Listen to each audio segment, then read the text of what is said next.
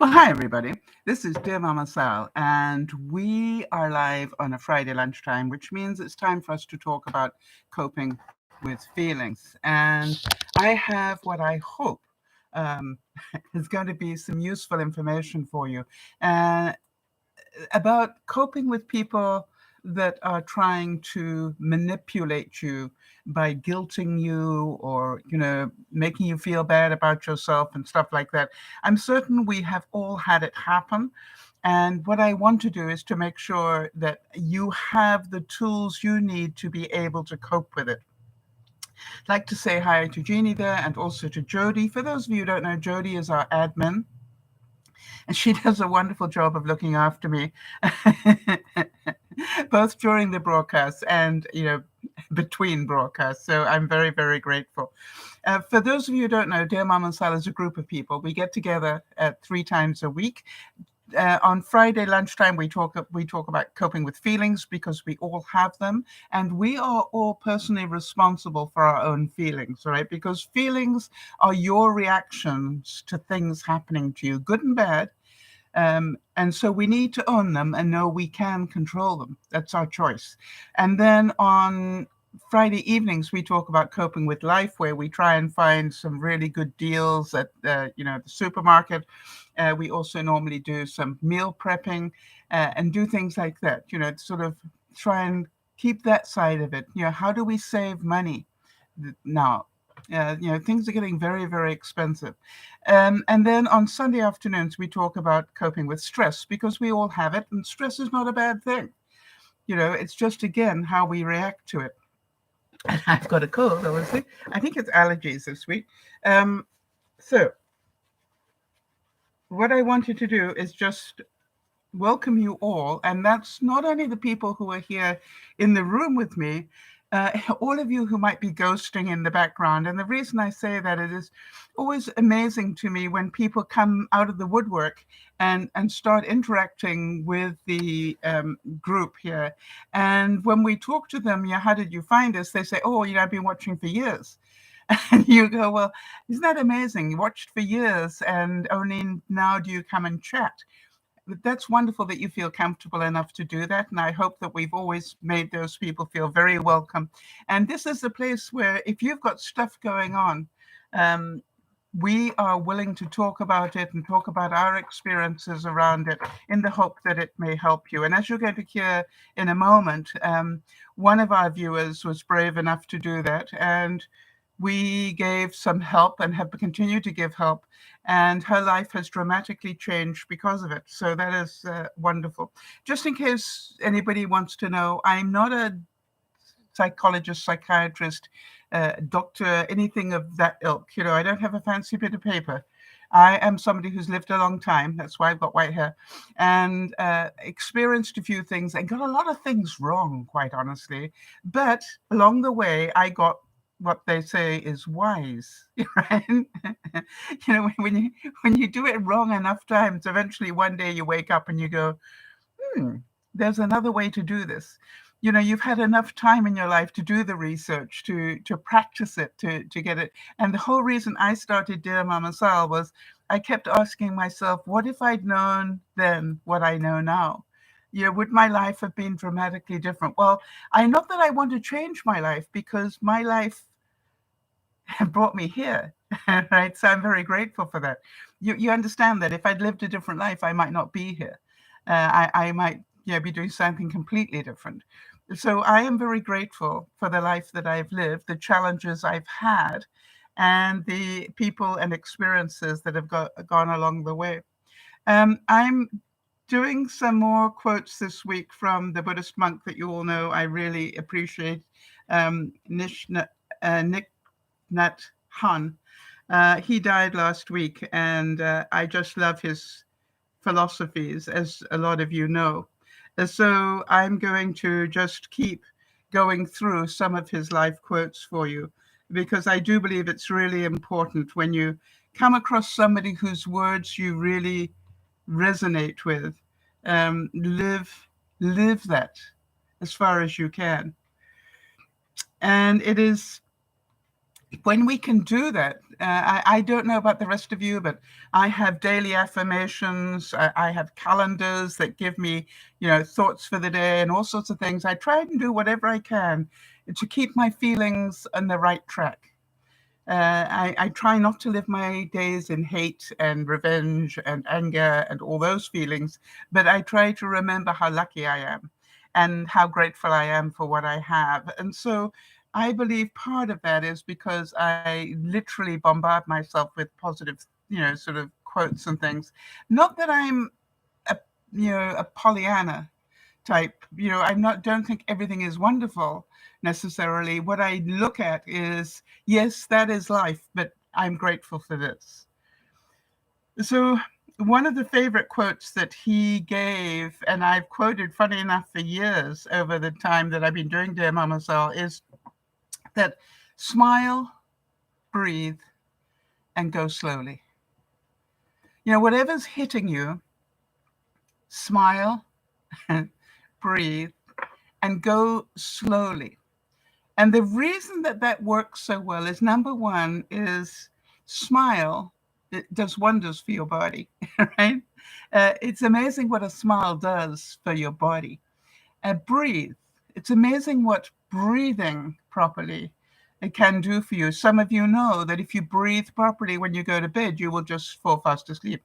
But it's because we're not breathing properly that we don't fall asleep. And so I think that the most important thing for me is to remember to go slowly. I've always been somebody that, next thing, let me get this done. I've always been very, task oriented, but with people in mind. But, I've always been on to the next task. I don't know about you guys, but, as I now can see, perhaps the greatest gift to me was I retired. And I realized that my natural speed is just not the way that I was doing it. And therefore, going more slowly is amazing to me, right? So I don't know what's been going on in your life in terms of feelings. And if you've got anything that you want to share, if you are in the room or outside the room, if you have anything you want to share in terms of your feelings, go right ahead. In the meantime, I just wanted to give you an update. I did put a note, and I always recommend people follow us on Facebook and Twitter, because if we need thoughts and prayers for somebody, that's where we would put it. In fact, I normally do thoughts and prayers on Facebook. I put the announcements on Twitter, DearMamaSal on Twitter, and if I have a change in broadcast for any reason, then what I will do is put it on Facebook, Twitter, and on YouTube. So make sure that you've got to subscribe here on YouTube, because then it will let you know. All right, so let's get on with that. So yes, an update on Nyasha's mom. Nyasha tells me that she's doing a little bit better. For those of you who don't know, we believe she got COVID.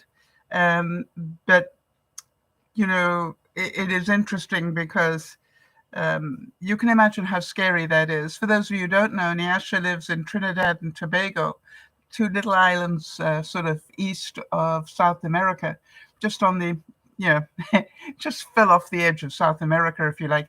And so that is a country that is, dealing with COVID at a different level than maybe a first world country is. So, very, very scary stuff. And, the family was desperately trying to look after her and not take her to hospital, because they feared that taking her to hospital would be, more dangerous for her. So that's really good. I wanted to also give an update on Nyasha, because I heard some wonderful news from her this week.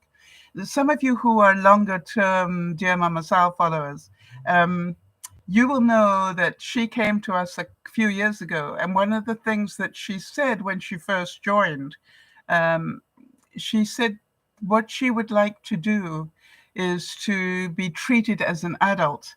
Nyasha is a 37-year-old who has some I can't say the word for some reason, developmental issues. And from that perspective has always been treated like a child rather than an adult, even though she's 37. And she said to me, that was her. If she had a magic wand, that's what she would like to see, is that people treated her as an adult, not as a child. And I remember pretty clearly saying to her on the broadcast, Nyasha, the day that you start behaving like an adult is the day that people will start treating you like one. And, if you are throwing temper tantrums and doing this, that, and the other, people will think the behavior is childish, therefore you will be treated like a child.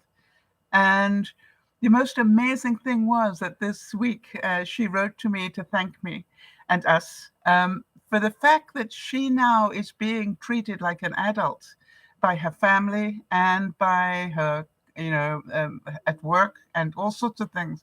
And she can really see now that she is beginning to act like an adult, and that is changing the way that people are treating her. And she just didn't know what being an adult looked like. And I think that is a whole problem. And that's part of the reason why we do these broadcasts, is to try and help people with that. The monk said, people have had a hard time letting go of their suffering. Out of fear of the unknown, they prefer suffering that is familiar. I wonder if any of you can relate to that. Sometimes we hold on to the bad stuff, the anger, the frustration, the whatever, and we use it as weapons, as you're going to hear today, all right? That we use these things as weapons. We transfer that negativity onto others. And it is just, to me, it's an amazing reality when you can realize by doing that, we just extend our own unhappiness, and it's not worth it. So big love and big kudos and bouquets to Nyasha. Because let us not forget, the reason that she is getting a different outcome is she's behaving differently. Does that make sense to everybody? She's no longer complaining about it. She's done the work. And she's still doing the work. She's still looking at emotional intelligence. She's still looking at how she reacts to things. And I know she will be listening to or watching this broadcast later. So, Nyasha, congratulations. We're so proud of you. And Jody is saying here on the stream, so happy to hear of that progress, Nyasha. So isn't that wonderful? All right. And just to remind everybody, we've got the Olympics coming up. That means even less sleep for Sal. Actually, no. Yeah, it's in China. So that's going to be, whatever. I'm having a real problem this week with the Australian Open because I've really been enjoying the tennis. But, I haven't had much sleep. So, and then we've got not only the Olympics starting, but then we've got the Super Bowl coming up as well. So for those of you, are you all prepared for that, I hope? And what are your feelings about those things?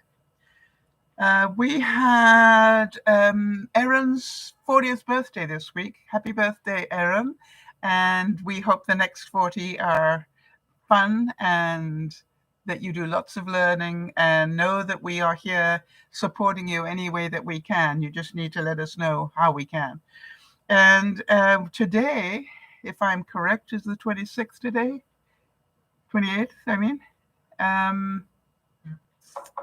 Today is Becca's birthday. So happy birthday, Becca. So there we go. If there are any other birthdays from regular viewers that we should know about, or irregular, please let us know so that we can add it to our database.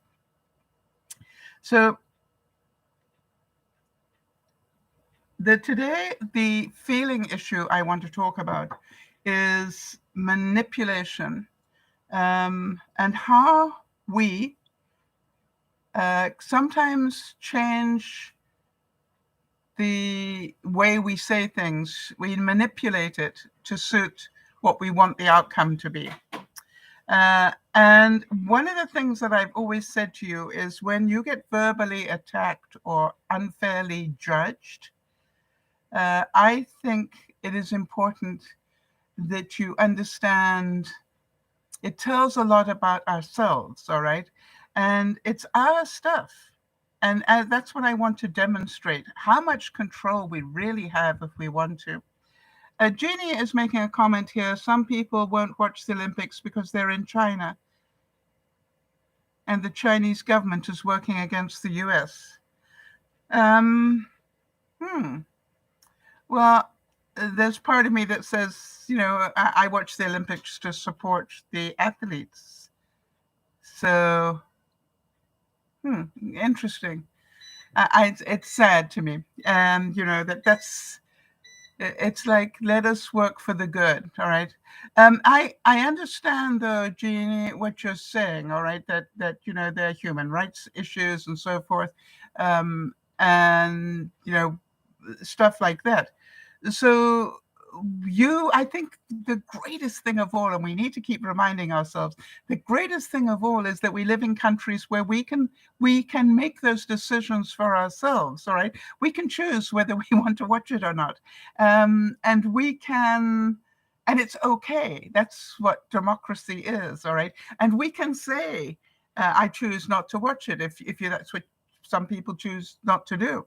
I always keep reminding myself how lucky I am to live in a democracy where I can say these things. Hi, Richard. Good to meet you. And Richard, welcome. I don't know how you found us or why you popped in, but very warm welcome to you. We have people who pop in here, Richard, from all around the world and for all different reasons. So if you have a particular reason for popping in today, please let us know so that we can address any issue you may want to talk about or not issue. But let us know how you find us. We always find it interesting. I'll let the people who are actually in the room let you know who they are, where they are, just to give you sort of an idea of everything. So I want to give you a bit of background because really the topic I want to talk about is, what do you do when you get set up in a way where you realize you're not going to be able to win? Now, we all want to win. It's a human reaction, right? But sometimes we get manipulated to the point where you realize, I'm not going to be able to win here. and it's like, and I think emotional intelligence is when you can take a deep breath. Remember, slow down, take a deep breath. And you can realize, I don't need to. All right. Oh, Richard is joining us from Peru, and he is joining the broadcast to practice his English. Wow, that is awesome. Actually, one of my very best friends is from Peru, from Lima. So I have, isn't that funny how that works? All right. Do any of you relate to that? That is by association. All right. Because one of my very dear friends is from Peru, I automatically, when I hear that Richard is from Peru, rightly or wrongly, I suddenly like him. Now, where's the logic in that? All right. The monk said that because you are alive, everything is possible. So don't quit on yourself. And as we go through this exercise today with this case study, what I want you to do is feel your feelings and discuss it, please. Because it's really important that people understand we all get these feelings. All right, so I want to give you a bit of background. I've got a friend who's always complaining about somebody. And you know me, my attitude is, why complain about it? Do something about it. And I have now and then offered input on the situation. And then I get told quite definitely, I don't want your input. I just want to vent. And so now that puts me in a difficult position, right? Because now I go, okay, fine. Now I've got to make a judgment call. Is she just venting, or is this an issue that she'd like some input in? So it is difficult, but on the whole, I am pretty good about working that out. However, I got one of these very long complaining texts this week. And unfortunately, it came through at the same time as I had an ocular migraine. And for those of you who don't know what that is, it affects your eyes and it splits your vision, and you end up feeling quite nauseous, and you got double vision going on, and and migraine says it all, right? Get a headache. So I wasn't feeling up to par, let's put it that way, but I was sort of soldiering through. And then this huge text complaining came through. And I don't mind telling you, I sort of rolled my eyes. And one of the things I know about life is I don't have to respond, right? And so what I had done some time ago is I had said to this friend, if I'm busy, but I see your text, but I'm busy, I'll just send you a thumbs up to let you know. And I wonder if any of you do that, right? It's called, yes, I saw that thing. Yeah, I'm a bit busy at the moment, but yep, got it. Anyway, so I did the thumbs up, and I got, turned over and tried to just relax again to get rid of my ocular migraine. And the next thing I knew is I got a snippy comment back about the very short answers I give. And it was interesting because I wrote back and said, hey, I'm sorry, which I was. Hey, I'm sorry. Quite honestly, I'm suffering with an ocular migraine, and I didn't know that you wanted input, because you have told me when you're doing these long things like this that you just want to vent. Well, that started a snowstorm that you don't want to know about. Well, you're going to know about because it's important. All right. So then I got another text blaming me, judging me, and basically that schoolyard tactic of let me attack you and walk away, if you know what I mean. And so what it did is it attacked and then said, maybe it's better if we don't talk anymore, communicate. Now, I want to tell you, if you really want to get my adrenaline going, you need to tell me what we need to do and make a decision on my behalf. I don't like that at all. How about you guys? When people start saying, this is what we need to do. No, until I agree to it, I'm not going to do it. Anyway, let me see what Rich is saying.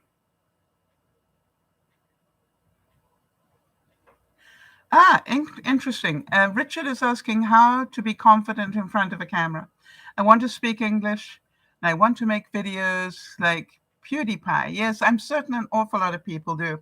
How to be confident in front of the camera. Do it a lot. Richard, I used to be a professional speaker, and one of the things people were always asking me is, how do you look so natural up on stage? And I said, because to me, this is who I am. I don't put on some sort of special performance to go on stage. As you can probably imagine, I used to go up there and start talking. And I said, to me, yeah, but how come you're not scared? I get that from the audience all the time. Are you not, I can't talk in public. I'm so scared. And I'd say, yeah, if you think that I'm not scared, you may want to come up and feel my armpits right now, which most people didn't choose to do. Because, it's perfectly normal, Richard, to be fearful. And I always remember a really nice quote that I heard early on in my career, and it always stayed with me. There is an expression in English, which is, that you get butterflies in your stomach, that the butterflies are fluttering in your stomach when you do something like this that's fearful. And the quote that I heard and I lived by was, it's okay to have butterflies. Just teach them to fly in formation.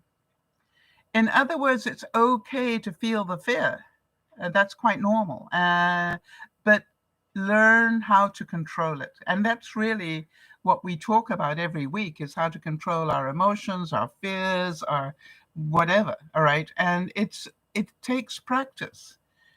And so how to How to be confident in front of the camera? You need to do it a lot, quite honestly. I want to tell you, even though I had spoken in public, Richard, as much as I had, the first day that I did a live broadcast, I sat there for 20 minutes talking to myself. It was very lonely. And I couldn't understand why would anybody do that. What I didn't know was how many people would see that first broadcast. Right? And it was not on YouTube. It was on, one of those other platforms. But what amazed me was the second time I went to do it, how many people were waiting for me. And that surprised me because they liked the way I thought. So I don't try to be like anybody else, by the way, Richard. My question is, what is it about PewDiePie that you want to do? Is it the money, fame? What is it about what he has done that you feel you want to do? And may I ask, what sort of age group are you in? Are you you're sort of under 20? Are you in your 20s, 30s, 40s, 50s, 60s, or like me in your 70s? All right. Let me know what age group you're in, because that may affect how I guide you along with this. All right. So now going back to my situation, if you get a really snippy text with somebody judging you and attacking you, what do you do? That's what I want to know. Do you have a process that you go through to make sure you don't overreact? Because that's what I want to share with you, what I do to make sure that I don't overreact, and also to give you the different components of that so that you can see it's not that I am not affected, it's I control how I react. The monk said, waking up this morning, I smile. 24 brand new hours are before me. I vow to live fully in each moment and look at those all beings with eyes of compassion. And so think about that, right? Every day we start another 24 hours. How we deal with it is on us. Jody is saying, take time to get in control emotionally. Yes, Jeannie's saying if she gets a snippy email, judgmental and all the rest, sometimes she just ignores it. And that is one of our choices, isn't it, Jeannie? You don't have to reply. And by the way, if somebody is trying to, get you upset and they push like that and you don't reply, boy, that can actually end up being, that they'll send a second one, even worse. Have you had that happen, Jeannie? When you don't reply, you can't even be bothered to, then they really start to try and manipulate you. All right, what they're looking for is they want you to fight back because they want to win. But if you're not bothering to fight, they end up, they're left hanging, right? It's like somebody going up for a high five and the other person doesn't. This person is left hanging because what they want is they want that conflict. Why? It's not really what they want, surely. So I got this one, and by the way, I woke up to it. Unfortunately, I literally picked up my phone in the morning, and I happened to look at my messages before I even got out of bed. Not a good idea. No, I don't normally do that. But, that day I did, of course. And so I just lay there. I just literally looked at it and I put it down and I lay there, looked at the ceiling and had a little chat. And I said, you want me to wake up to this? How many of you find yourself, you get pretty religious at that moment, right? You start talking to that greater being. And so to me, I have to admit that I just literally rolled my eyes and I went, you want me to wake up to this? And then I laughed and went, yeah, because this is another exam. You see, I see these things as an exam to see how do I cope with this. That's what the exam is today. Have I learned enough to be able to cope with it? Now, I have a little thing that I keep with me. And I just printed out a new one so that it would look not quite like my old one, which was looking pretty scrappy. But have any of you heard me talk about nonviolent communication, sometimes called NVC, nonviolent communication? And whenever I get a violent communication, one that attacks, I stop and I breathe and I go slowly, because the first thing I do is to remember what nonviolent communication is. And what it suggests you do is, number one, you observe, okay? Observe what's going on. Not with them. You can do that in a minute. But first of all, what's happening to you? And I knew I was good and angry, even though I was pretending I wasn't. There was, my little you-know-what inside me was good and angry. And then the next thing it says is feel. What are your feelings? And I thought, that's not fair. That is not fair. How can I get this right when you told me, you told me that you just wanted to vent, and now I'm getting told off for having short answers. I'm confused now, is what I'm feeling. I'm confused. And I went, that's good. Good that you realize your anger comes from confusion. So then, what are your needs? All right, that's the next one. What are your needs? And I thought about it, and I thought, I need clarification. Pretty quickly, I'd like some clarification on this. And the last thing is, what are you going to ask for? And I'm going to ask for for some definition here. Now, then, once I've sorted out what's going on in my mind, I go, what am I observing from the other person? All right. I'm observing that she doesn't like the fact I give short answers. Well, I don't necessarily think that more is better, necessarily. All right. So it's like, sometimes I just don't give a whole lot of answer, especially if I'm busy or if I'm sick. And then what am I observing about her feelings?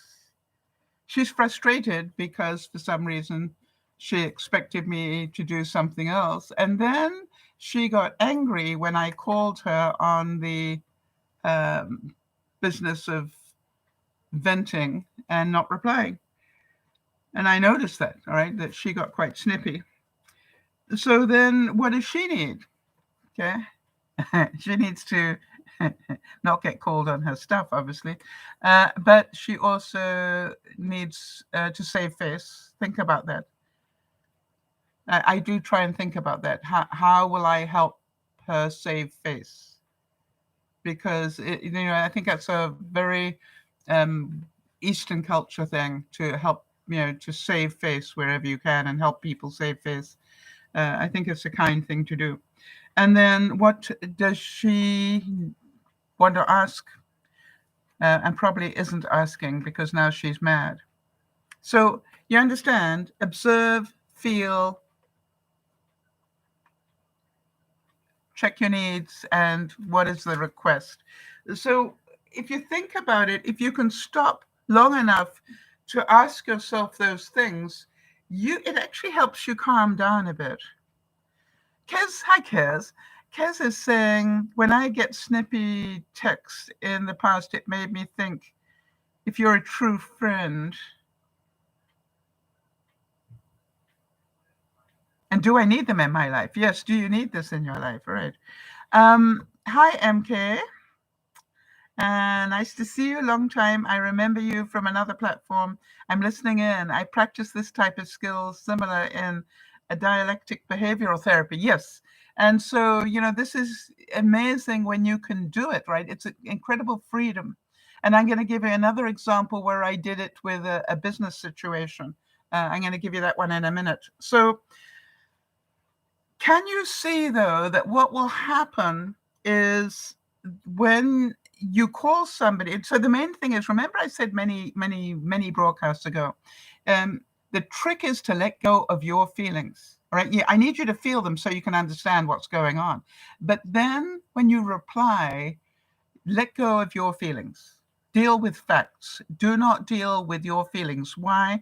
Feelings are your responsibility, not the other person's. So saying, sort of, you hurt me, or, it normally starts that they did something. Don't do that. Talk in the first person. What do I feel? And I wrote back and I said, I feel confused.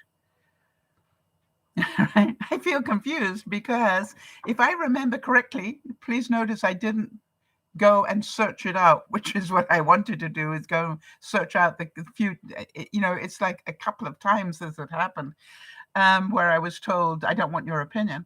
Because I said, in past, when you have written something like that and I gave my input, you shut me down and told me you didn't want my opinion, you just wanted to vent.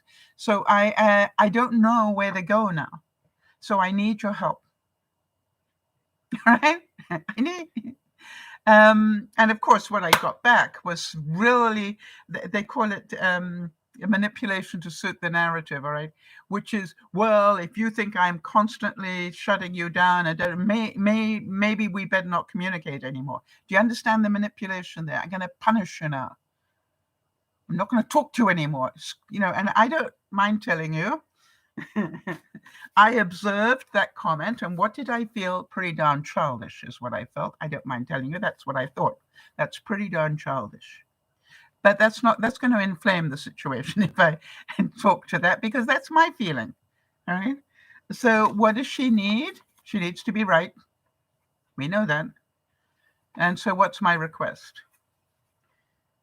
And what I did was I wrote back,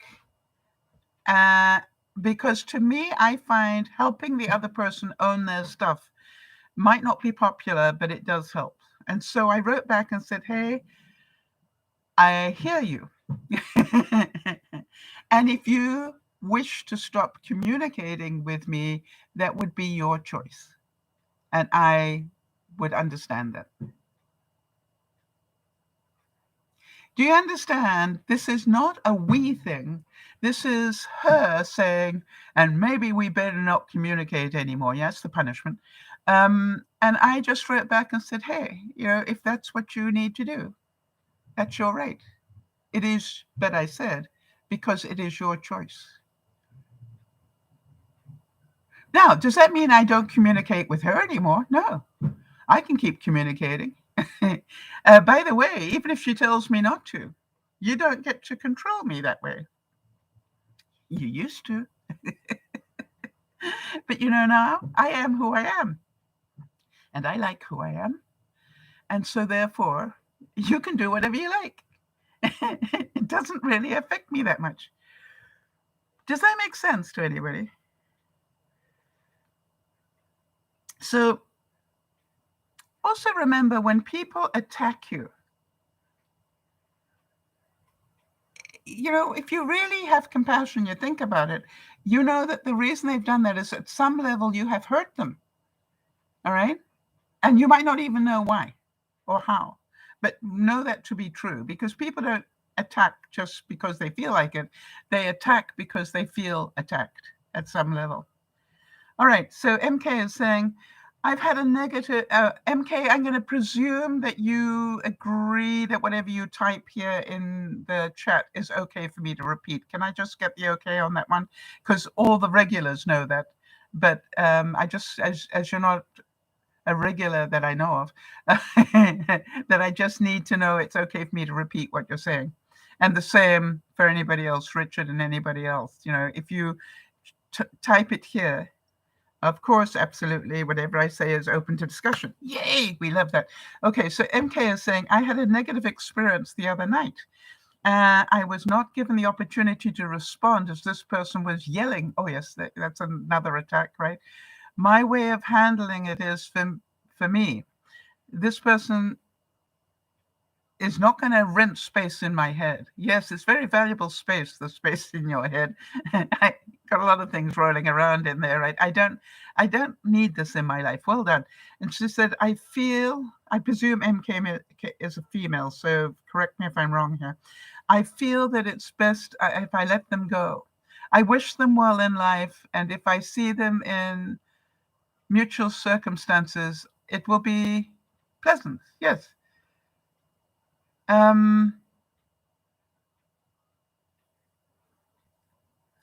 Mo. Of course I remember you, Mo, because that was my mother's name. And not too many people have that name. Are you Mona? But my mom was. So, you look at it and go, but, I don't cut people off because I'm waving back at you. I don't cut people off because they attack me. Think about this one, Mo. Don't cut them off because they attack you. They're attacking you because they're hurt. You see, the bigger thing, if you become the bigger person, be the bigger person. Know that the reason they attacked you is because at some level they are hurt. And nonviolent communication would say, I hear you yelling at me, which means you're angry. Can you let me know? You sort of go, all right, and I feel sad that you're angry. That would be the feeling part, all right? And remember, the next thing is the needs part. You need to get this calmed down, right? And so what you say is, I need you to tell me what I've done to hurt you that much, if you wouldn't mind. And you see, people think about that, no? I want you to turn the mirror for a second. Can you do that with me? Have you ever yelled at anybody? I have. Have you ever yelled at anybody? And I'd like all of you that are in the room and those of you watching on the replay. And by the way, if you're finding this helpful at all on the replay, remember to give it a thumbs up so other people know to listen to it. But here's the thing. Have you ever yelled at anybody? And Mo's saying, absolutely, I have. I'm waiting for Jody to come in with this one. And the thing is, why? Why? Think about it. Think of one instance, and why did you yell?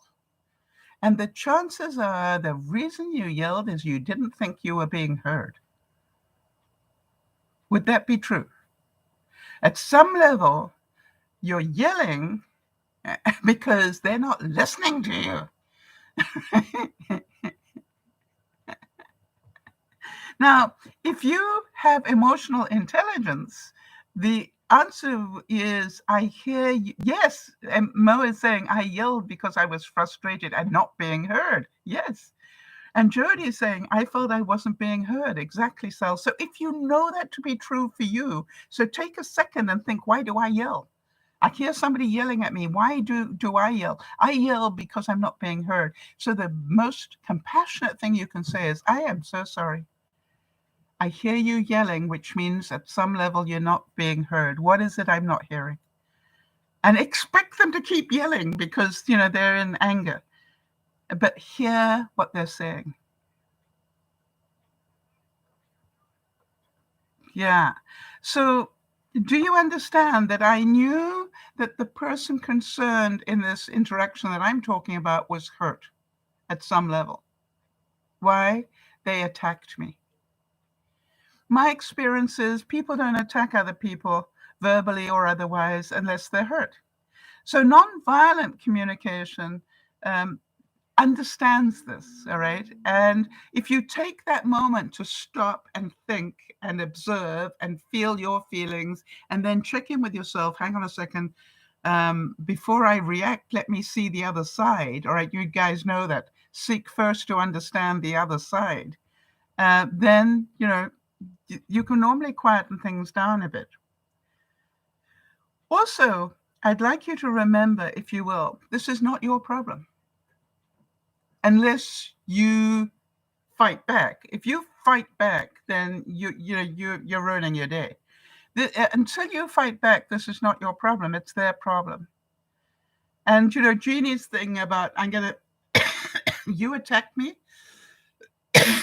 Excuse me. I'm going to leave you hanging. Because I don't want to fight.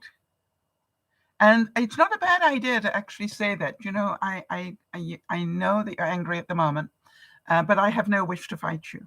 You're my friend. I have no wish to fight you. But if you want to discuss this, let's talk about it after we've calmed down. Kez is saying, I yelled because I didn't like their behavior. And normal talking was I wasn't being heard. Hi, Kimmy. Good to see you as well. So think about that. Remember, it's not your stuff until you decide to join in. It's not your stuff. It's theirs. I find that helps me a lot. Yeah, they're angry. Yeah, they're snippy. Yeah, but why are people snippy? Think about that. Have you ever been snippy to anybody? Yeah, I have. Have you? And the question is, why? If you can think of an instance where you were snippy at somebody, chances are you were snippy because you felt attacked. And you were defending yourself with a little snide comment. Oh, I'm good at those if I get going. Mo saying, yes, I understand this intellectually. However, I end up internalizing and it affects my blood pressure and I feel it elevate inside. And I can't have that kind of stress in my life. It's too toxic. Well, hello, Mo. Welcome. We are so glad you joined us because that's what we work on every week, is not isolating ourselves because people piss us off. What we do is talk about it so we can actually control those feelings. How would you like that, Mo? How would you like not to internalize it? How would you like to be able to see it for what it is, feel it momentarily, regroup, and then, yeah, for sure, Mo. That's what we do every week. Right? We learn how to do that. And all the time I'm looking for situations that happen in my life, and the other viewers are giving me situations that happen in theirs, and we work with real life situations. Right. And Mo is saying, absolutely, that's why I have to sit in silence and meditate. Well, what if you didn't have to do that? What if you could do it in a heartbeat? How would you like that? You want to ask Jody about this one?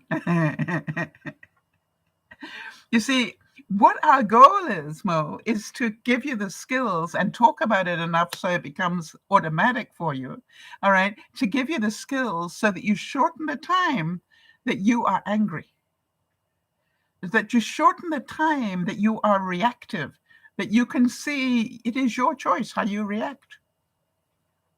So if you understand this is not your stuff, it's only your stuff if you start reacting to it. I find that really helps me.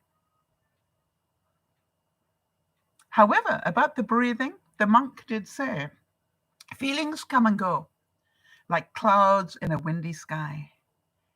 Conscious breathing is my anchor. Right. And so, yeah, Mo is saying she goes to therapy every week and works on this. Well, we go to therapy every week as well. Right? We come here and talk about it because it's important that you see you're not alone. It's important that you can see, hang on a second, that person's being snippy. Right, Kimmy. I love that honesty. And I'm certain there'll be other viewers that relate to that, Kimmy. When I get hurt, I close up. You either attack or you close up. But my goal is to get you to laugh and go, hey, I don't have to do either of those. I can do them momentarily. I can assure you, momentarily, I rolled my eyes and, and I got pretty angry momentarily. But then I went, wait a minute, this is within my control. It's a feeling. My anger is my feeling, right? So I can control it. Jody's saying, it's a game changer when you can take control and shorten the turnaround time. Yeah, I want to tell you, I love it. I gauge my personal effectiveness, my personal growth, my emotional intelligence by how quickly I can recover. All right. So Mo is saying, I'm open, Sal. I'm open to whatever I can, to reduce the amount of stress. Absolutely. I used to be an absolute stress case. And, something like this thing that happened to me would have me out of sorts for a long time. And then I'd get do you have the vengeance thing as well? I'll teach you to do this to me. No, you don't need to do that. By the way, when they say, I'm not going to communicate anymore, you said, I'll give you so much space, you'll think, you're Neil Armstrong is what you're thinking, all right? And I'm going, I remember saying that to somebody once. You want space? I'll give it to you. And now I think, hey, you don't get to do that on your own. I can keep talking to you. You don't have to answer, but I can keep talking. My choice. Right. And Kimmy's saying, sometimes when I hurt, I will sit and think and then tell them off. Well, how do you like being told off, Kimmy?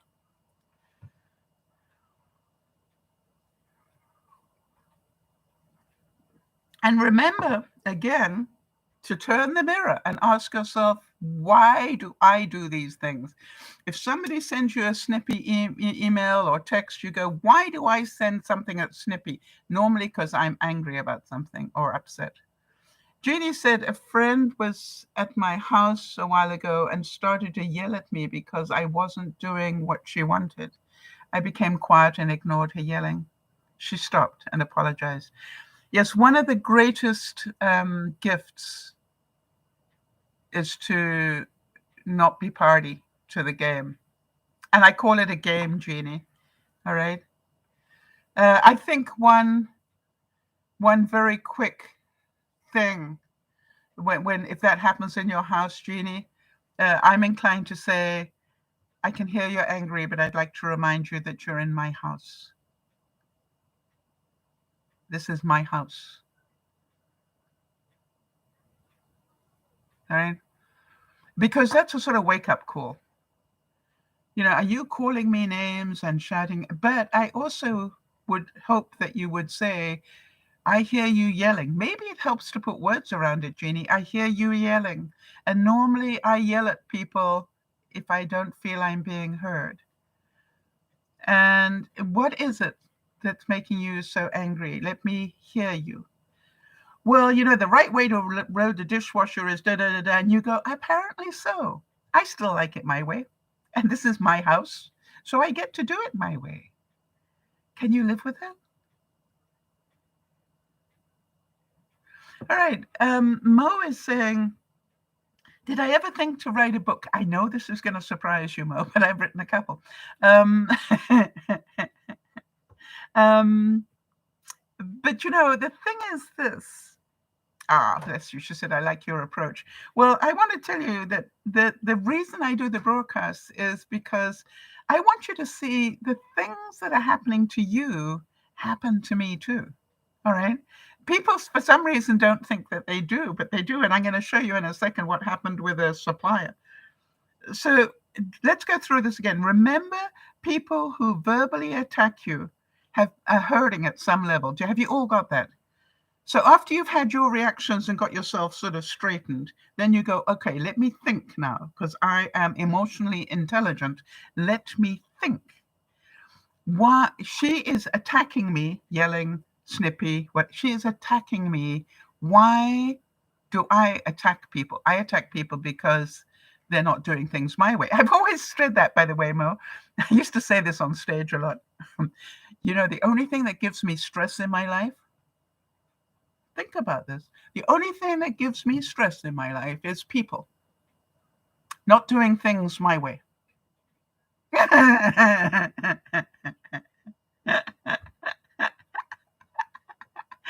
Do any of you agree with me? It's like, but there again, I'm pretty glad they don't all do it my way. Otherwise, I'd be in big trouble.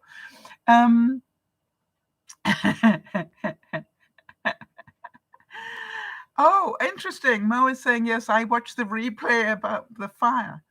the fire that I had in my house. I'm so glad you're safe. I want to tell you something.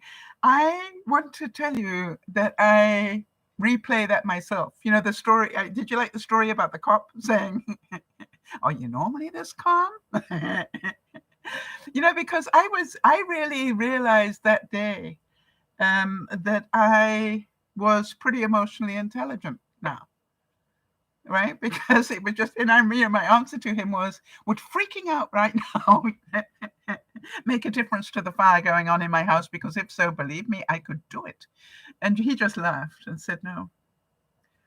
And Mo was saying, yes, your honesty, you really used your wits. Well,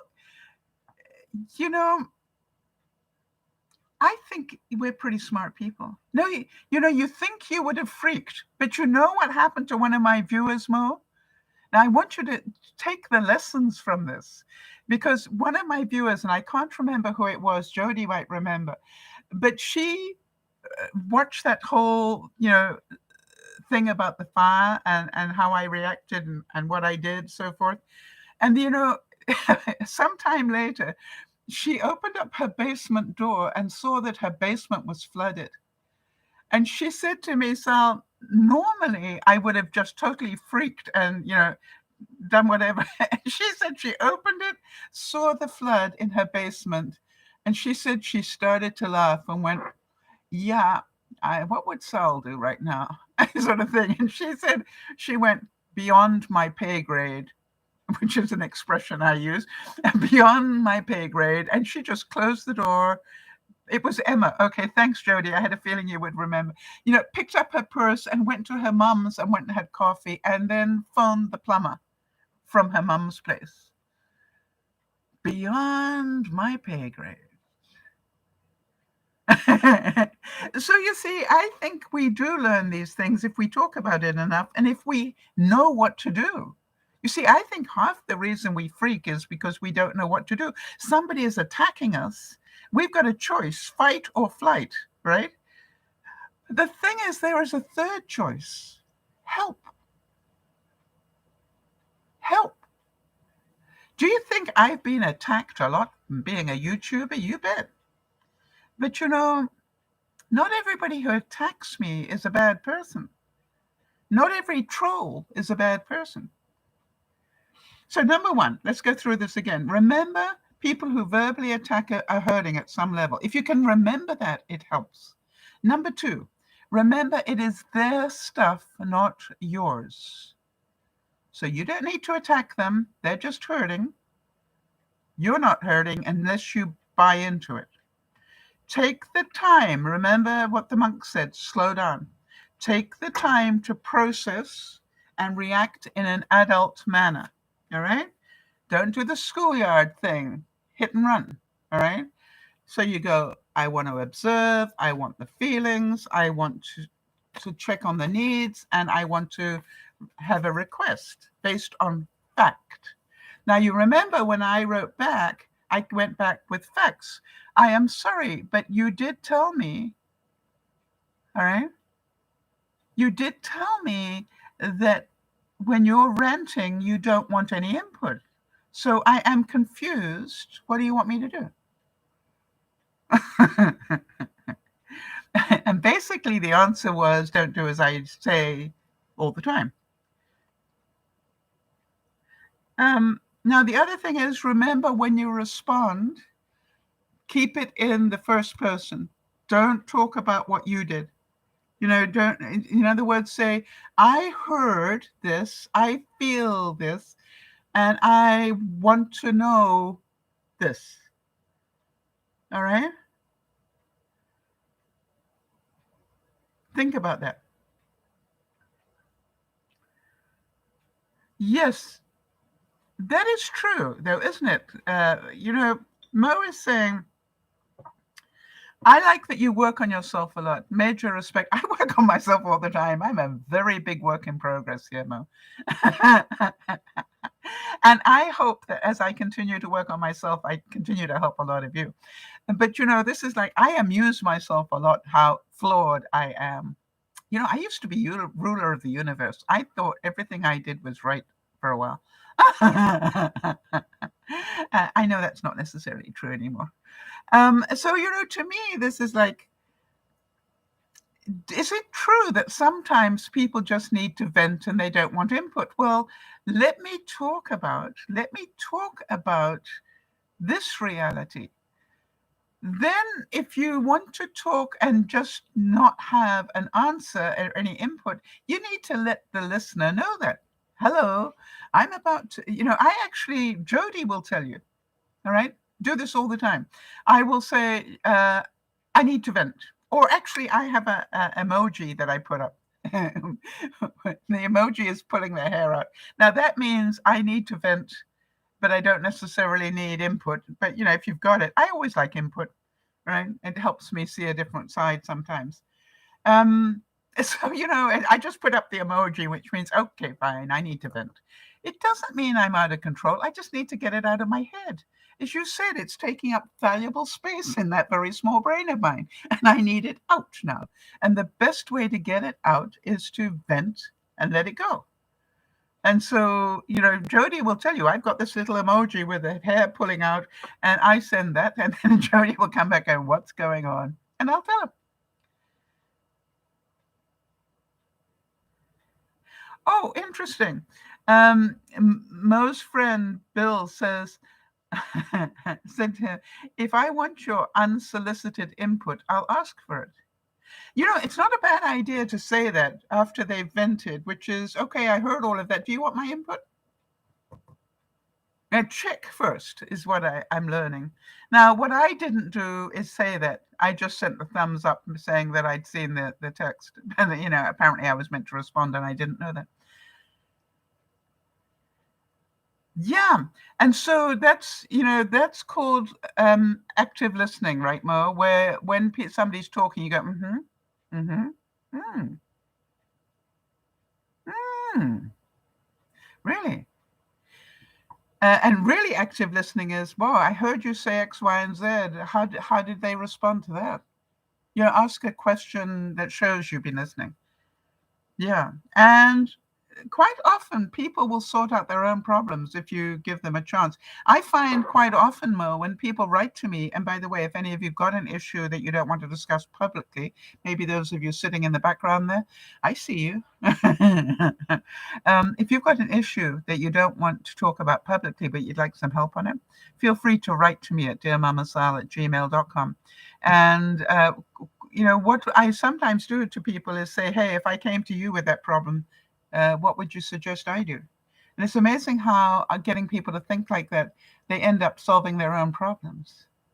But if you're too far into that hamster wheel going round with anger, you get off the hamster wheel, for goodness sake. And the only way you can get off it is to slow down and think. Get rid of the emotion and deal with facts, people. It's amazing what it does. Now, I just want to tell you the story about how this also happened to me with a customer relations situation. As some of you know, I got the air fryer, and the first one I got set off all my fire alarms. So then I changed brands, got a new air fryer, and it worked very well for 10 days and then stopped. So I sent that one back, and then they sent the replacement. And as I was unpacking it, I noticed it didn't have one of the things that the previous one did, which had me a bit confused. So I wrote and said, hey, just checking here. I noticed this one hasn't got the smoke filter. Is it that they forgot to put it in, or do I have the wrong model? And I quoted the model number because I was pretty sure they sent me the wrong model. And so sure enough, they told me that they'd sent the wrong model and I needed to return it again. So, I'm getting pretty good about doing these returns now. However, I said, okay, I'd like it picked up. And they wrote back and said, that would be on you. We don't have that service. Now, they'd already done it before, so I knew they did. But, I didn't say that because that would have been attacking. So what I wrote back and said was, remember, deal with facts. Let me just remind you that you sent me the wrong model, and that's why it needs to be returned. And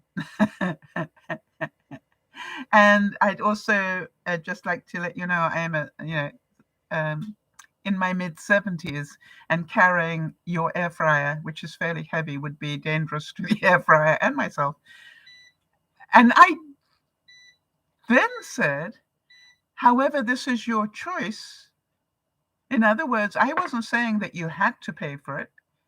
I just said this, basically, this is your choice. Let me know if you choose that I have to pay for it, and before you send me another one, because, it was like, okay, if that's what you think, I need to pay for it when you made the mistake, then maybe I get a different model, different make. And, magically the next day I got a response, with this is your new shipping number. They will pick it up on Monday. So Mo is saying, oh, I've been on that hamster wheel. All right. So what I do is I step off and I see this red stop sign in front of me to rethink the situation. And that's why I have this. All right. So write this down, right, on your, and pin it to your mirror in your bathroom or something. I just keep mine in a certain place. So when anything like this happens, Mo, I can remind myself, observe me. I want to observe what my reaction is, because that's going to tell me a lot about my emotional intelligence. Then what am I feeling and why? I was feeling anger that they wanted me to pay to have this thing picked up. Was that fair? Well, that was their choice. What I think, right? What I think isn't important here. It just affects what I do next. So you're entitled not to pay for it. I understand that. You may want to rethink that, though, if you want my business, because then I'm just going to ask for a refund. And then what do I need? I need it picked up. I'm an old fart. That's a big box. Then, I don't think I should be carrying a box like that. And I can only request it. Right? What they do is their business, not mine. It's not my stuff here. What you choose is your choice. If you choose not to write to me, that's okay. I can handle that. You see, when it doesn't become okay is when I need your friendship. When I'm so needy that the fear that you may never speak to me again drives me insane. How many of you know that feeling? See, now I'm going, hey, if you don't want to talk to me anymore, that's okay. It's not the end of my world. I wouldn't like it, but it's not the end of my world. The monk said many people think excitement is happiness. But when you're excited, you're not peaceful. True happiness is based on peace. So if you think about that, remember to understand, seek first to understand the other person. Why are they reacting like that? Why are they reacting like that? So do I understand that the salesperson or the customer service person, didn't want to incur the company on extra expense? If you want it picked up, then that's on you. Fine, I understand that. You may want to rethink that, but I understand that's your right. Now then, I wondered, what is your greatest learning today? How much time have I got left? Okay. What is your greatest learning today? I spend quite a bit of time coming up with these things, hoping that it will help somebody. So if it has, this would be a good time for you to let us know in what way has this helped you today. Mo saying, this person who was yelling at me does not add to my life. He is somebody I wish well, but overall does not add to my life like others. But think about that. You have been that person. Have some compassion. And a sense of humor. Because until the day you're perfect, don't go cutting people off just because they get angry. Oh, that would be so sad, wouldn't it? Mo is smirking. All right, do you guys want to help me? You remember I said this year, I'm not perfect either, Mo, which is why I'm laughing, because I know you're not perfect. Even, yeah. All right, so what I said was, this is my year of not gaining too many new things, but rather getting rid of things. So I wondered whether you would like me to do a segment every week where you help me in letting go of stuff. Do you think you could do that? But what I want to do is talk through my feelings, because I think we all have a reason why we hang on to stuff. What do you think? I feel that we have a reason, and if we understand what's happening, it might be easier for us to feel the ability to let go. So, wait a minute. So Mo is saying, but I feel stress whenever I have to speak to him. That means he still has control of you, Mo.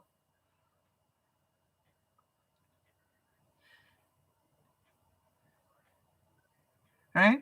That means that you are scared it's going to end up with another fight, right? You are afraid of that conflict, right? I know I'm going to be in conflict with this person for a long time. Why? Because they don't like it when I'm emotionally intelligent with them. I understand that.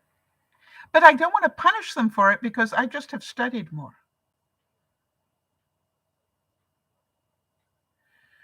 And, Mo, who we love her honesty, says she's shaking her head.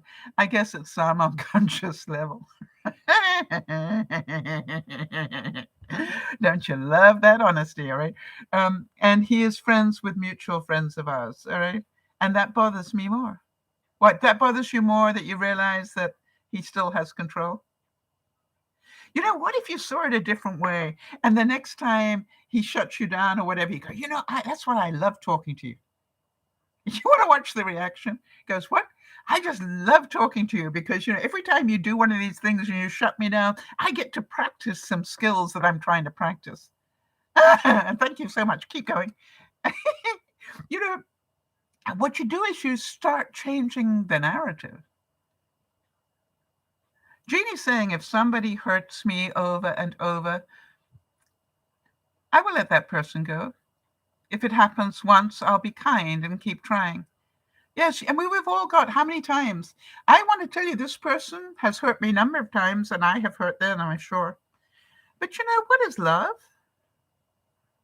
Love is that you can forgive and that you can try and work things out. That's adult, isn't it? But you don't have to do all the work. My attitude is this, right? I'm only 50% of the problem. You're the other 50%. So if you're not trying, if you just want to beat up on me,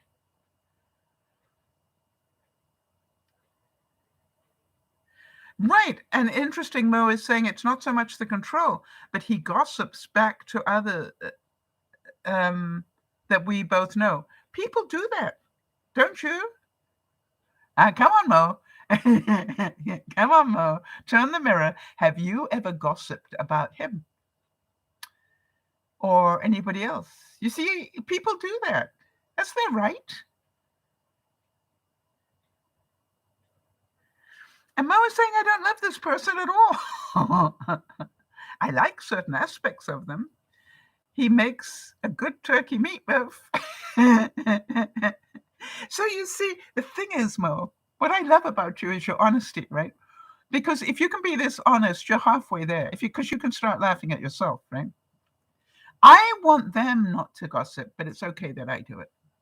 You see, it's a human nature thing. It's really funny that you cannot dictate that people cannot gossip. You can try if you want to be ruler of the universe.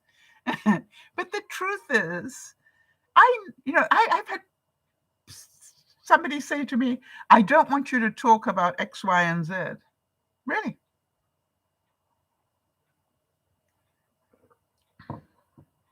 How about this one? Mo, if I had this one, I want to tell you something in confidence. And I go, if that is how you start the conversation, I don't want to hear it. What? Can't I trust you? I said, the thing is, you can trust me. And the reason you know that is because I don't even want to hear it if it's in confidence. You'd be breaking a confidence by telling me.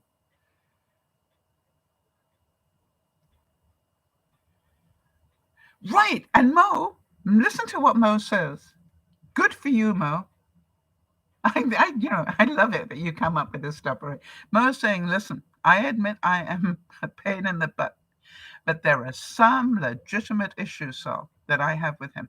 I have some pretty legitimate issues with a lot of people, Mo, but I keep working at making them my issues, not theirs.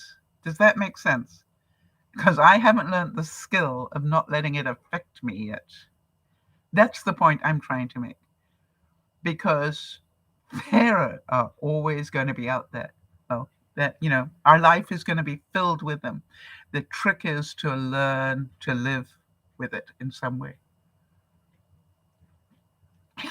Mo is saying, yeah, I'm not easy. I want to tell you something. Can you imagine how difficult I am? Let's move on. Here we go. I need your help. So my goal this year is to let go of stuff. All right. Now I have, because of the fire, I've had to buy a lot of stuff, but I think I'm just about through all the buying stuff now. So now it's a case of time to let go of stuff. Because my house is filled, and my shed is filled with stuff. And for those of you who don't know, I am busy trying to make enough room in my studio, which is also my spare room, to be able to put a bed in there. Now that's a work in progress, and it's my goal for this year.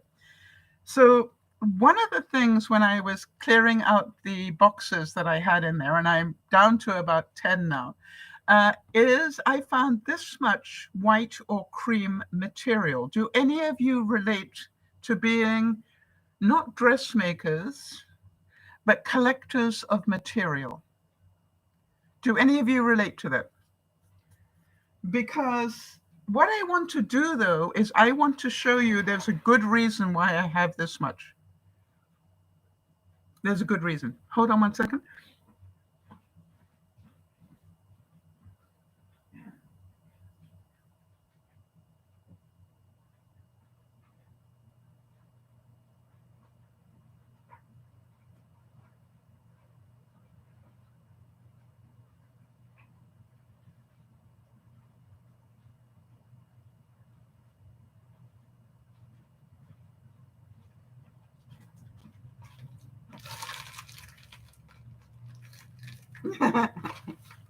Oh, I don't need to pull it. It does it automatically. All right, now this is... All right, so this is very important that I have a garbage bag with me. All right, Jody's going, I can relate to collecting fabric. All right, so now what I want, Jody, is your help. Because the chances are the same things go through your head as go through mine, all right? Because you're a human being, and therefore we know we're not stupid. And what I'd like us to do is to go through this together. And the goal is I would like to end up with no more than half of this to go back in the shed. Deal? That's the goal. Didn't know that opening the bag was going to be a psychological test. There we go. I think I've got there now.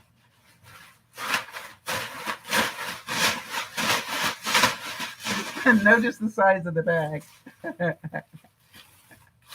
I can make a hem. I can make all my own clothes. That doesn't mean I need this much material. All right, so here we go. Are you ready? Now, the main thing is, it doesn't matter what you're a hoarder of. We all probably have these hoarding moments. So I have here some white material. It appears to be cotton, and very nice. Now, when I look at this, my mind says cotton. Cotton is good. Cotton is good because it's really useful in many ways. Do I think I'm going to make something out of this? No. But do I think I would use this cotton? Yes. Now, I know this is going to surprise you. I would use it in gardening. Do any of you have plants? Do any of you have plants? I make my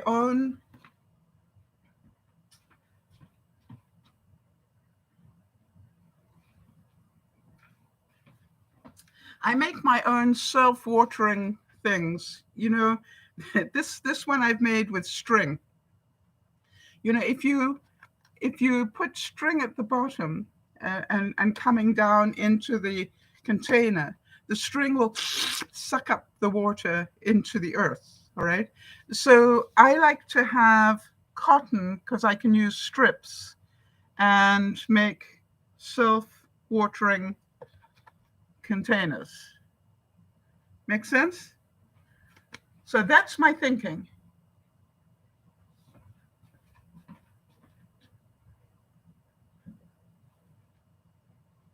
So I would choose not to throw this away. So for now, I'm going to put it here. This is,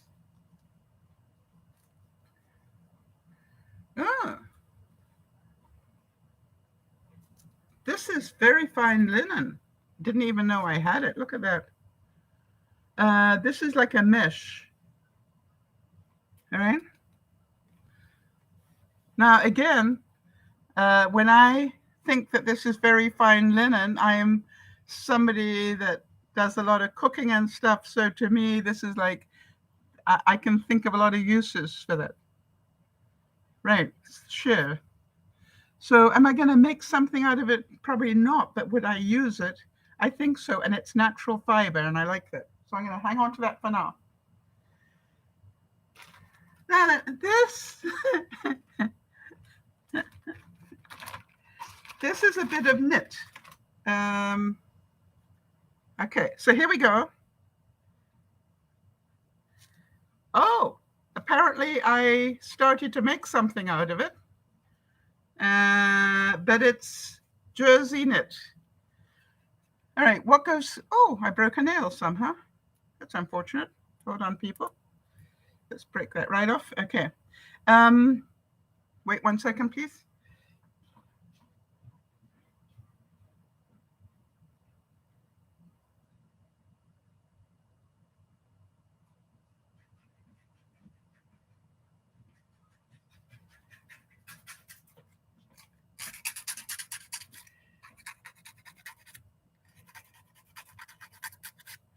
Okay, so sorry, I just need to get rid of the edges on this because that was pretty sharp. I could do myself some damage. All right, so this is half made from jersey. However, see, being a creative person, I'm going, but really good rags. All right. So, but really, do I need it? No. I'm going to throw it away.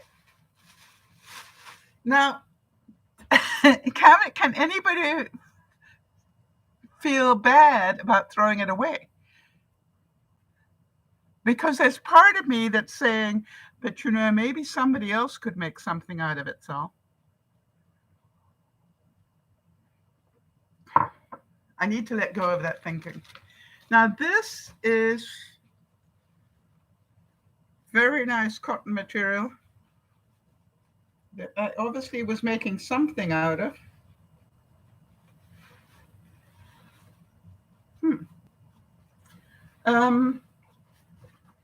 But this is, you know, this is damask cotton. Do you know what I mean by damask cotton?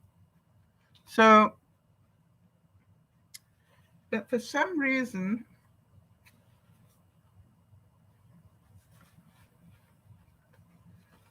I had no wish to throw this away. And there's more of it. There's more of it there. Okay, so just for now, I'm hanging on to it.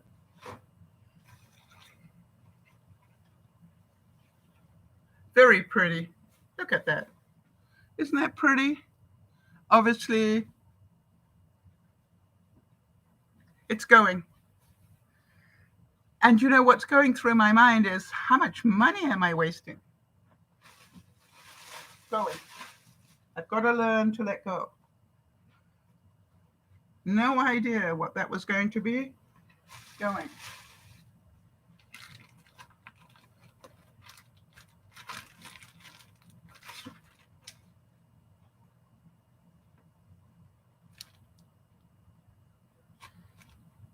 Okay, this is a little pile with, yeah, from the days when I used to do that sort of stuff.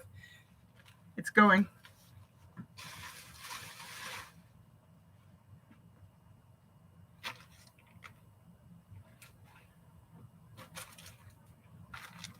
More damask cotton. I'm keeping it for now. I see what I'm trying to do. That was, you remember that dotted stuff? Yeah, apparently that was for a blouse. Now you can tell it's a shoulder pad, so we know this comes, it's been around for a long time. Don't know what that is. It's going. Goodbye. This is a cotton collar. You can tell I was a little thinner. It's going. That's going before I open it up. Oh, more damask cotton. Now, why do I keep saying I keep the damask? Because, you know, if I'm having people over or something and I've got a party outside, this is really good to throw over a table. Or, you know, I still haven't finished in the spare room. And in the mint, I've got those big boxes in there. This sort of thing is great for just putting over boxes and making it look like it's meant to be. So damask stays. Oh, this is going to be a problem. There's a lot of this. Guess what? More cotton, but a lot of it.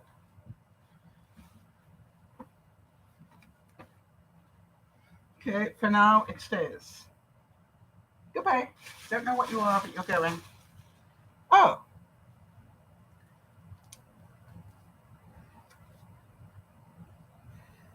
I paid $10 for this, people. Now, what would you use it for? Hang on, let me search. Question is, should I hold on to it? And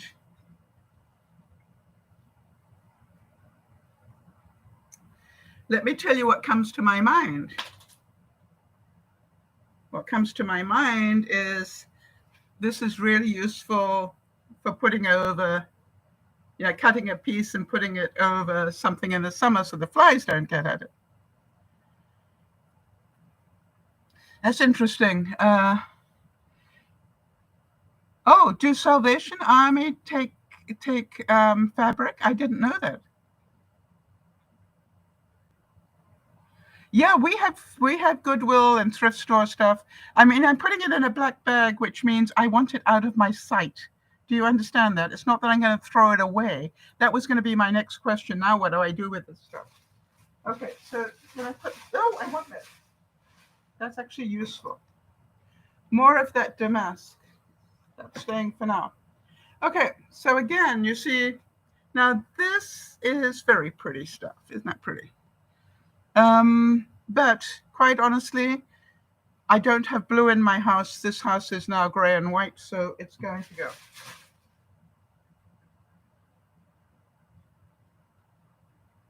It's going to go. All right, this is toweling. Staying for now. More of the blue. Very difficult, you know. It's gonna go. Somebody might like it, right? There we go. All right, now this actually has use. This is one of those fringe things that goes around the bed. All right, so, and I'm about to put a bed in my spare room. And here's what I got to think about. My house is gray and white now. Do I want beige? No. And before I come up with a use for it, it is going in the bin. Now, I think I did it. I think I got it down to half.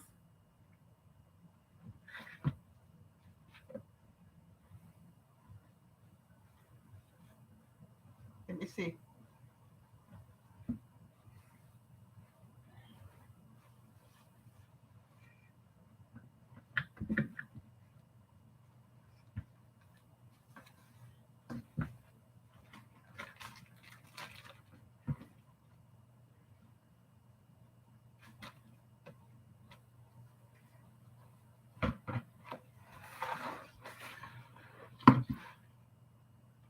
What do you think? Good enough? All right, so now what I want you to do is to think back. All right? I want you to think back. What do you hear me say? I heard myself say that I am very creative. I can see the material and think of 1,001 things to do with it. That stops me throwing things away. However, my goal this year is not to use things. It is to keep doing this, keep bringing out these bins for you, and you guys helping me downsize it by half. All right? So that's all I have to do. I don't have to get rid of it all. I find that just saying, open a drawer, take everything out, only half can go back in. All right?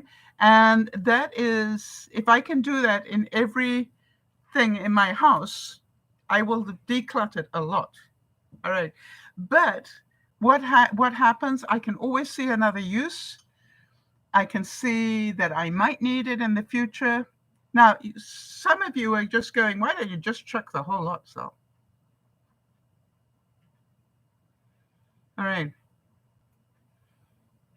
All right. So it's like, it's not that I can chuck the whole lot, I'm sure. And if something happened to me tomorrow, somebody else would chuck the whole lot.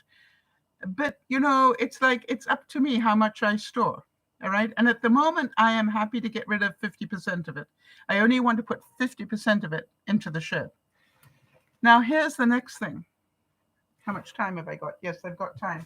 All right. So you're telling me I can give this material to the Sally Ann, all right, or something similar. Is that right? I didn't know that. I don't have to waste it. I can donate it.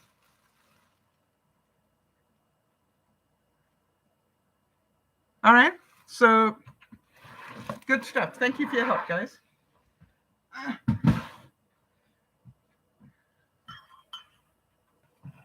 So here we go.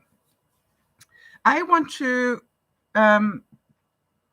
just show you that this is all a thing in process.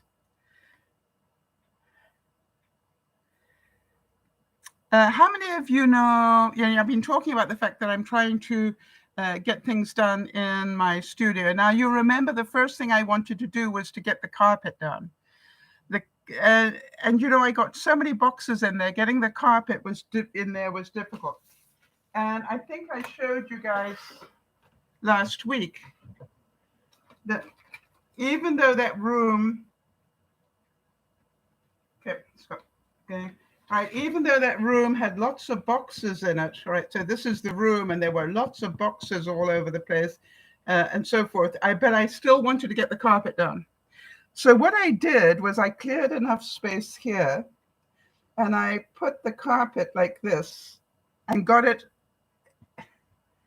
I got the carpet unrolled at this end of the room. Does that make sense? And then what I did, if you can imagine this, I systematically every day moved boxes onto the bit of carpet that I'd unrolled, and then the carpet roll is here, all right? So then I moved all of these boxes, and that meant that I could unroll it a little bit more. And then the roll of carpet was here, and I kept doing that. Does that make sense? And here is what I did. A huge task because of all the boxes and other things in that room. I had filing cabinets in there. I had all sorts of stuff. So a big task to do. And what I did is I said, I am only allowed to move one thing at a time. So what I would do is I made it part of my routine. You know, if I went to the washroom on the way back, I'd go and move one thing.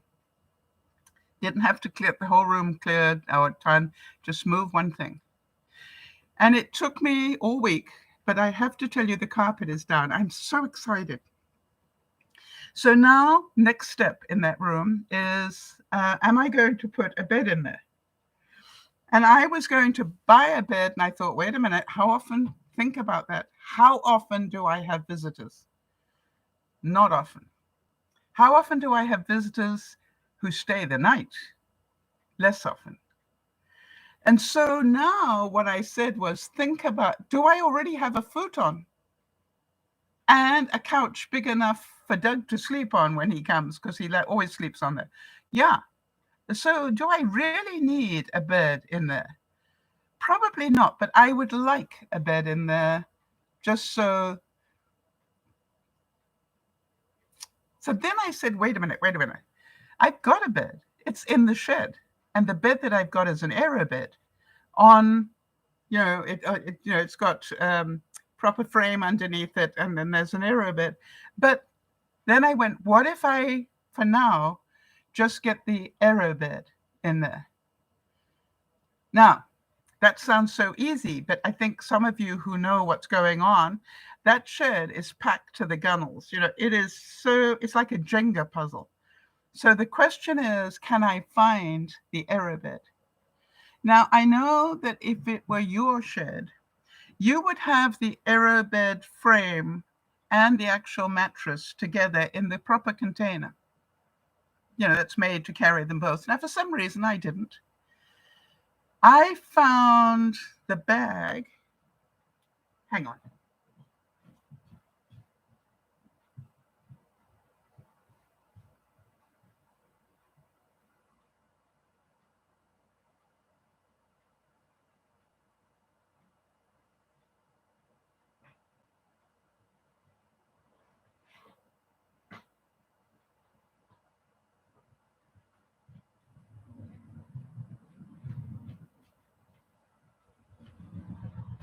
So the first day I went in there and I found the bag.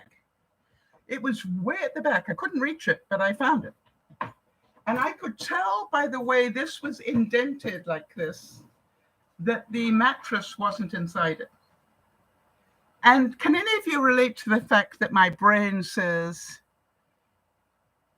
it's meant to be inside there, Sal? And I went, but it isn't. I'm not going to get upset.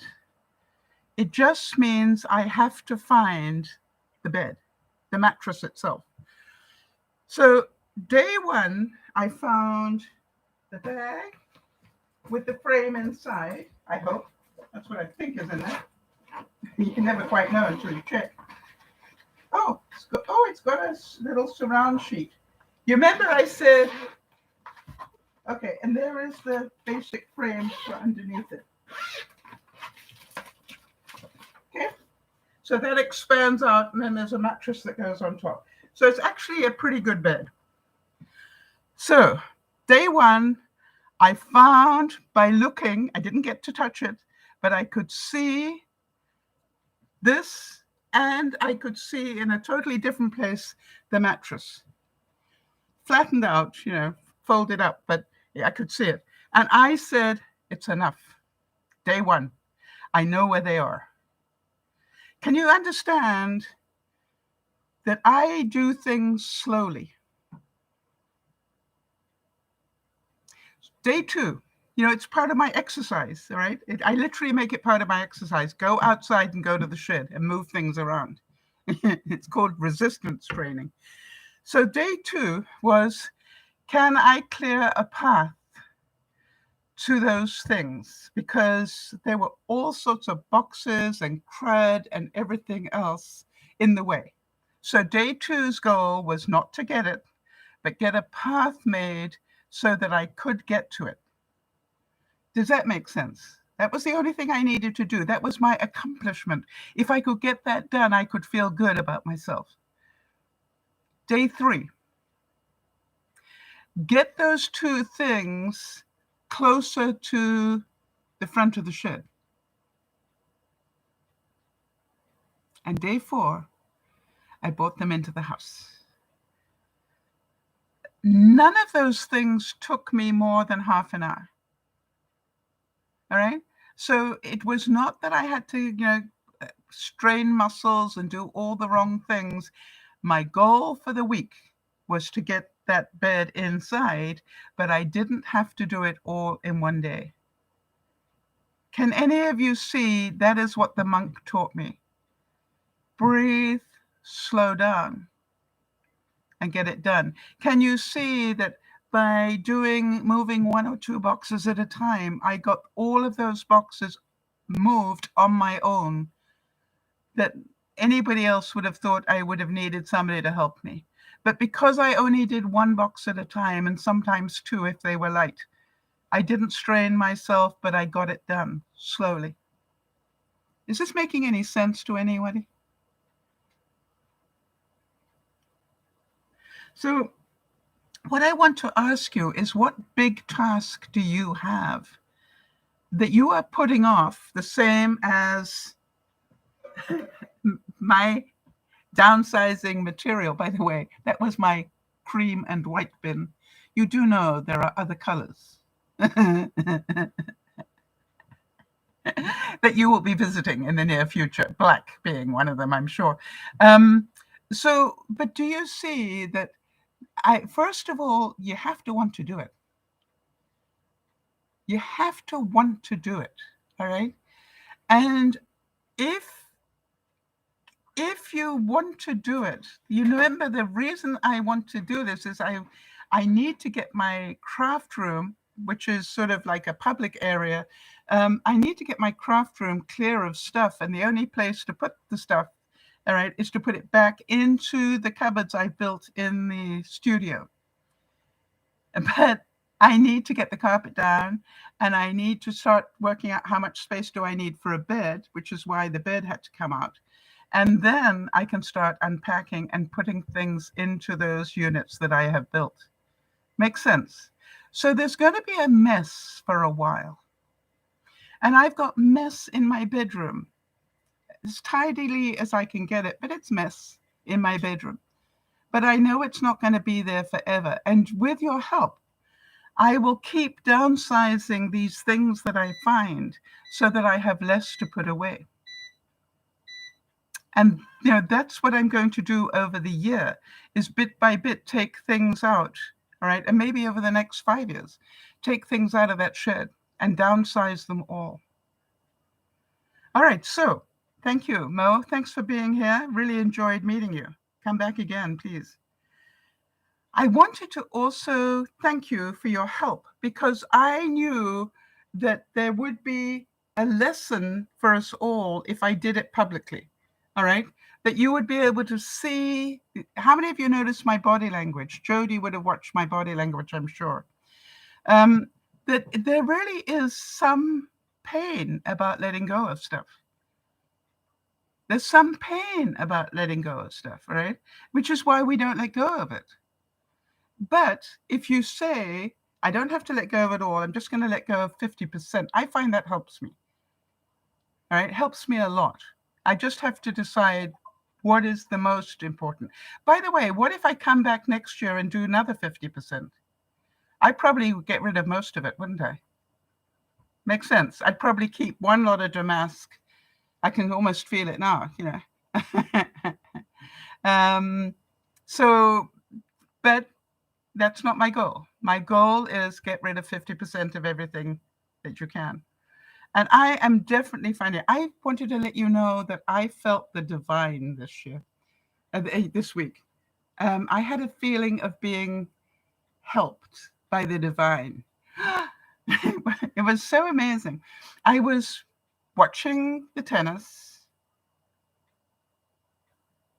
and then which is in the middle of the night because it's in Australia. And then I turned over to go to sleep. And I was in that place. I don't know if you know that feeling, that place between being awake and being asleep. That sort of really interesting area. And when normally you just glide through it and you're asleep.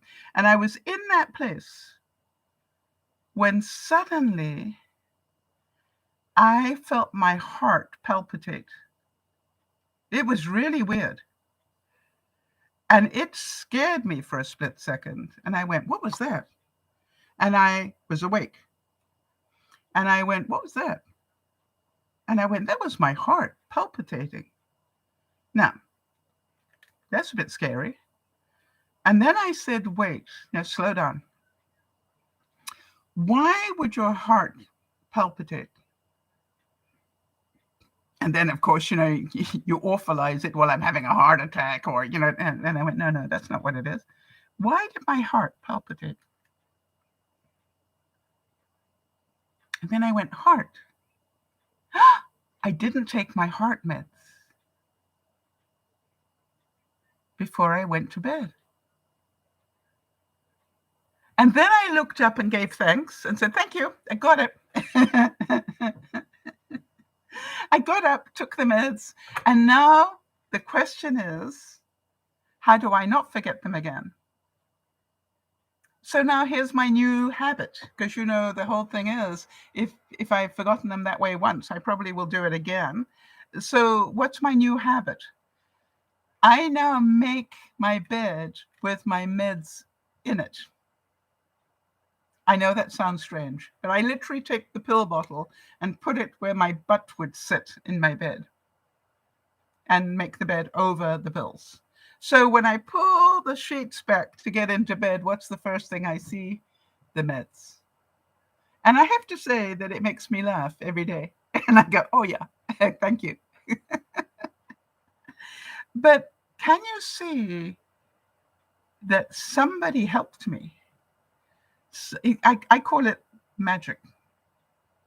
And for those of you who are believers, you will say it is the divine, and that's good, right? But the magic of the divine does guide us every now and then. And I'm pretty certain you have all felt that at some time. I've always said that whenever I'm driving somewhere and suddenly there is reason for me to be slowed down. I run out of gas or run out of gas, but I realize something and I have to go back and get something. I always remind myself there's probably a good reason why I need to do that. In other words, if I had carried on, I might have been in an accident. I try to remind myself there is no such thing as a coincidence. Therefore, there was a good reason for it. And that being a couple of minutes late is better than being in an accident. And, there've been a couple of times where I literally have gone and driven the route that I would have taken and found there was an accident. And I went, yep, that's why I didn't go forward. Thank you. Yeah. So believe in that if you can. And before we go, do any of you have any feelings of achievement of this week?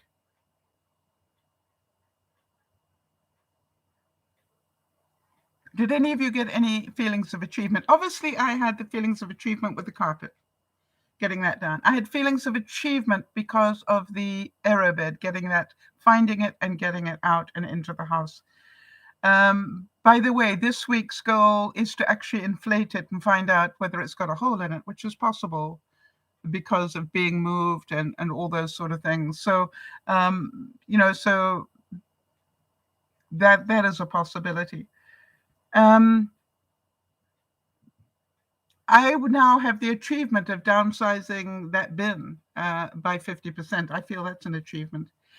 I had one bin arrive. There are these big bins. I'm trying to get things into categories. One big bin for gardening stuff, one big bin. I've got 2 bins of Christmas stuff. All right. I'm trying to get them into those bins where I can see what's in there. All right. So Jeannie's saying she had the achievement of fixing the windshield wipers before the storm. Well done. It's really important to keep track of them. And I would like you, if you could, please, to start keeping track. So when I call on this moment each week, that you can see what you did and feel good about it. Because I find that we don't keep track of our achievements. And, when you do, you realize you've done some pretty good things in the week. I had this one bin that when I went to lift it, I realized the bin was broken, and I got hold of the supplier, and I wasn't nasty or anything. I said, hey, these things happen. I went to lift the bin and found out the bin was broken. What do I do? And they believed me, and they said, we'll send you a replacement one. I said, do you need me to return this one? No. So I decided that broken bin I was going to put out on my deck and keep some of my gardening things in it that would contain a lot of things, which I thought would be very helpful for me.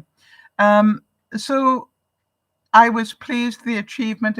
I haven't received it yet, but getting the one replaced. Good. So Jeannie's being prepared, not scared. They've got a big storm coming into the eastern side of the States. And that big storm is a blizzard coming in, a northeaster coming in. And so she's saying, and Jeannie lives in that area, as does Jody, saying that she bought a loaf of bread for for cold sandwiches in case we lose power. That's being prepared. All right. And do you have canned meat if you need it, right? Or canned baked beans, right? Stuff that's protein that you can eat if you lose power. And Kimmy's saying no achievement that I can think of. So Kimmy, that's my challenge to you this week, right? Would you keep track of what you have done, in the way of achievement? I actually, what I do all week is I keep track, and then when it comes to the broadcast, I know that I've got things to talk about. Oh, here's one that I did. I had one of those special gizmos that you hang brooms on, brooms, sweep the floor with a broom, brooms and stuff. And I had it, and I managed to connect it onto the back of my laundry room door. And now my brooms are no longer falling over all the time or in the way. I have got them hanging up. I was so proud of myself for that.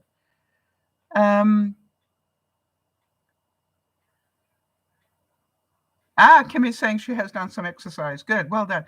Judy's saying I have stuff to make chicken salad, also have baked ham and 2 kinds of cheese. Yes, I have a ham that I keep in my pantry for that reason as well. I reckon one of those tins of ham would probably keep me going for a week. So that was a big achievement. I really enjoyed that. We all have lots of feelings in a week. We all know that other people that we know have lots of feelings. And you will remember that I started this whole thing with being attacked at a time when I was mentally down. I was suffering from an ocular migraine. That's when my vision splits. Is that a good excuse to be snippy? No. But was there part of me that asked, was I snippy? And, when I really got honest with myself, maybe I was. And then I got a really snippy response back again. So then I heard this whole thing about, well, maybe we shouldn't communicate. And, then I had that, well, that's pretty childish reaction. But, yeah, that's your right. I could see that. Yeah, hey, if you want to take a break, that's fine. But,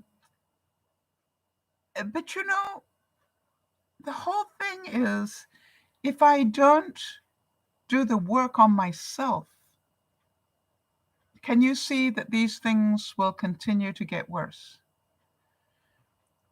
If I don't learn to deal with my feelings and then turn the mirror and imagine what's going on the other side, then I'm not doing the work on myself. And my goal before I leave this planet is to learn as much about why I do the things that I do. Why do I keep that much material that I really don't do anything with? Well, it's because I have had room. Think about that. I had plenty of room, so that didn't matter that I held on to it. Well, now I have a will not to have my life surrounded by so much stuff that I don't use. So I can keep half of it if I can organize it. But it's not going back in the shed in as many boxes as it came out of it. It makes sense. It's now, I can only put half as much back in. And so to me, if I can continue to do that all year, can you imagine how much freer my life will be? And I still will have way too much stuff.